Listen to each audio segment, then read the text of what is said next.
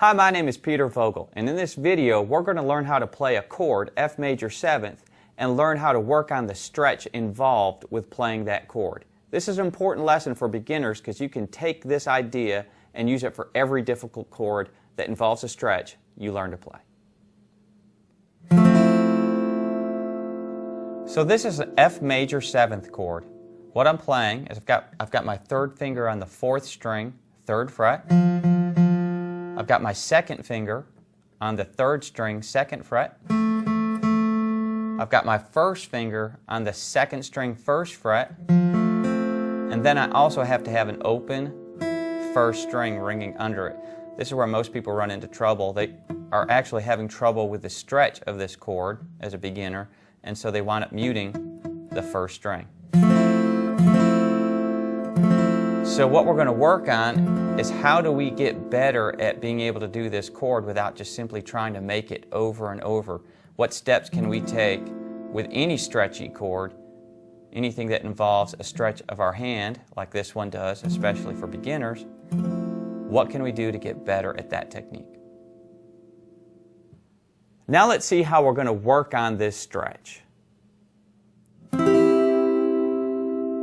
What I'm doing here is I've taken that same shape, the F major 7th shape, and I'm moving it all the way up to where my first finger's at the 8th fret, my second finger's at the 9th fret, and my third finger's at the 10th fret.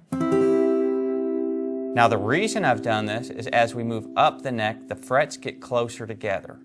So this stretch isn't as difficult at this position on the neck. Once I go much higher than this, it actually starts to be a problem of compressing the fingers close together. So I'd say somewhere around the 8th fret, maybe a couple frets higher. It's up to your hand size. But if I go to the 8th fret and I make the same chord I'm trying to make at the 1st fret, I don't have to stretch as far. And then I'm just going to hold my hand in this position for a while. That's allowing my hand to get used to this stretch. You can hold it for minutes on end at home if you like. We're not going to do that here. Here's the next step. I'm then going to take this same chord and I'm now going to move down a fret. I'm now at the 7th fret. And now I'm holding that stretch there. The frets have gotten a little bit wider now that we're here. So now I'm holding a slightly bigger stretch than I was when I was up here. You see what we're up to now. What we would work on doing is from that point just moving down the guitar and holding in each position, letting our hand stretch out a little bit more in each position until we finally worked our way back down to the 1st fret. So we can step by step stretch out our hand until we get better at this chord. That would be the method I would tell you to try with every chord that's difficult for you to make. Any chord that feels like you're stretching your hand out, just move up the guitar. You don't care what it sounds like.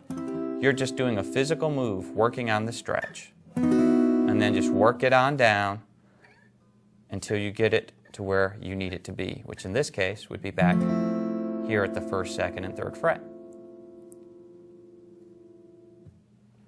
So now that you've seen how to do this with one chord, you can use this for all chords that involve a difficult stretch. Just move it up the guitar neck and practice it there. My name is Peter Vogel. I'll see you again soon.